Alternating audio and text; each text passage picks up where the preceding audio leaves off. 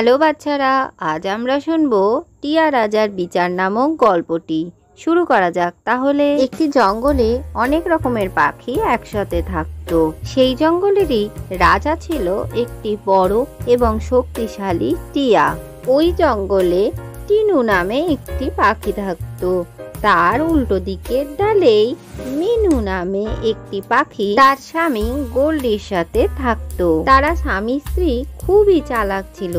নিজেদের খাবারের জন্য অন্য পাখিদের বাসা থেকে খাবার চুরি করে নিয়ে আসতো। একদিন টিনু পাখি দুটো ডিম পাড়ে। সকালে উঠে টিনু পাখি যখন নিজের বাসার দিকে তাকায়, দেখে তার বাসায় একটি তৃতীয় ডিম ছিল, যেটা দেখতে একেবারে সোনার মতো ছিল। আরে, এই তৃতীয় ডিমটা কোথা থেকে এলো? আর এটা দেখতেও তো কত সুন্দর। যাই হোক, এর থেকে যে বাচ্চাটাই বেরোবে আমিও তাকে এদের সাথে লালন পালন করব। কিছুদিন বাদেই টিনুর ডিমগুলো ফেটে বাচ্চা বেরিয়ে আসে। তার কিছুক্ষণ বাদেই হলুদ ডিমটা ফেটে তার থেকে একটা নীল রঙের বাচ্চা বেরিয়ে আসে। বাহ, আমার বাচ্চা কি সুন্দর তোকে দেখতে। না মা, তুমি এরকম বলো না, আমার দুই ভাইও খুব সুন্দর দেখতে।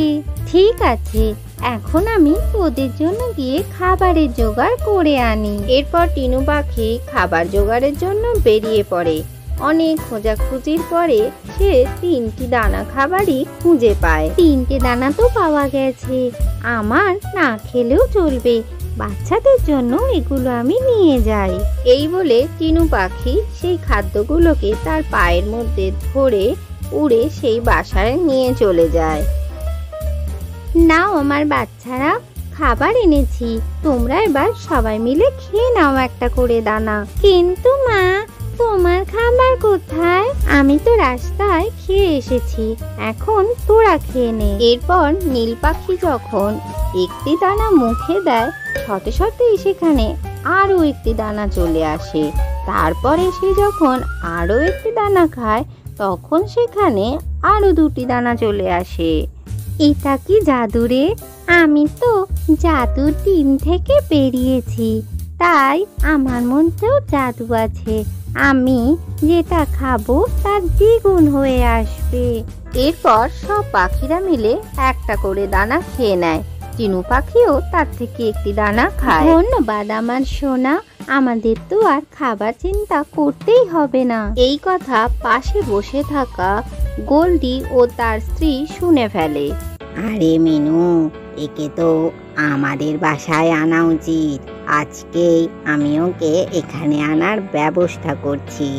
একদিন গোল্ডি টিয়া রাজার ঘরে চুপিসারে ঢুকে পড়ে। রাজা তখন ঘুমিয়েছিলেন, আর তার ঘরেই রাখা ছিল একটি খাবারের কলসি। সে সেটি নিজের পায়ে ধরে চুরি করে নিয়ে নিজের বাসায় চলে যায়। কলসিতে যা খাবার ছিল তা খেয়ে নিয়ে সে ফাঁকা কলসিটি পায়ে করে ধরে নিয়ে গিয়ে টিনু পাখির গাছের নিচে ফেলে দিয়ে আসে। পরদিন সকালে টিয়া রাজা উঠে দেখে কলসিটি তার ঘরে নেই। তিনি উড়তে উড়তে গিয়ে দেখে তার কলসিটি টিনু পাখির গাছের নিচেই পড়ে রয়েছে। এরপর টিয়া রাজা টিনুর কাছে পৌঁছায়। আরে টিনু, তোমার এত বড় সাহস, তুমি আমার রাজপ্রাসাদে গিয়ে খাবার চুরি করে এনেছো? না মহারাজ, আমি আপনার বাড়ি থেকে খাবার চুরি করিনি। আমি তোমার কথা বিশ্বাস করি না। তোমার গাছের নিচেই ওই কলসিটা রয়েছে। তুমি চলো এখন আমার সাথে, কারাগারে বন্দি করে রাখবো। তখনই সেখানে গোল্ডি আসে আর বলে, মহারাজ, আমি টিনুকে রাজপ্রাসাদ থেকে ওই কলসি চুরি করতে দেখেছি।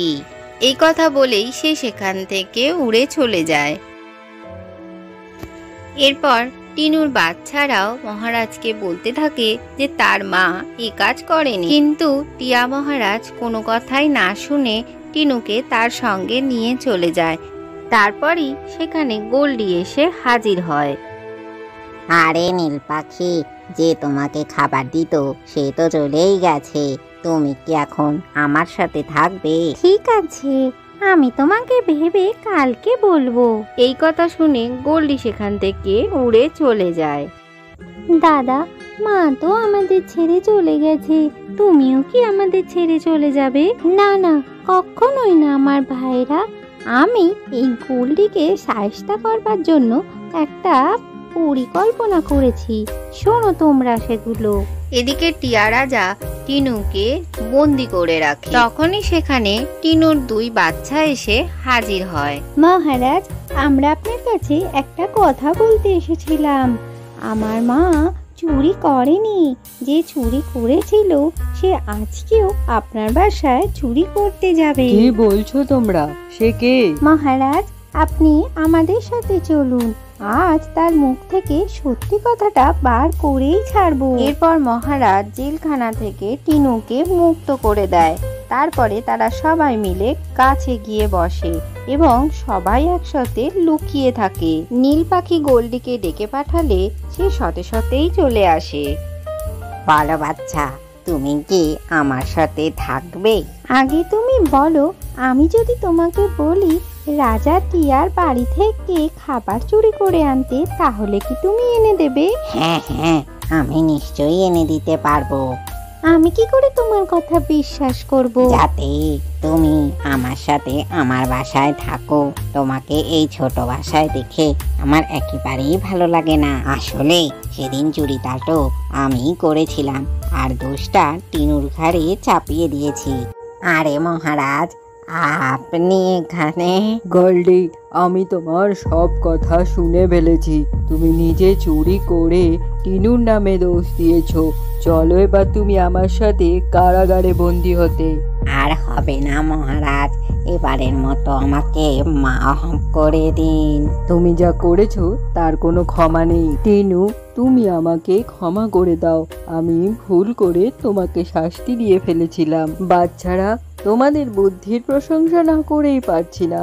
তোমাদের জন্যই আমি কিন্তু আসল দোষীকে ধরতে পেরেছি, আর তাকে সাজাও দিতে পারলাম। এরপরে টিয়া মহারাজ গোল্ডিকে নিয়ে গিয়ে জেলখানায় বন্দি করে দেয়। থাকো এখানে তুমি বন্দি হয়ে, তোমার উপযুক্ত শাস্তি হওয়ার দরকার। আজকের গল্পটি থেকে কি শিখলে বাচ্চারা?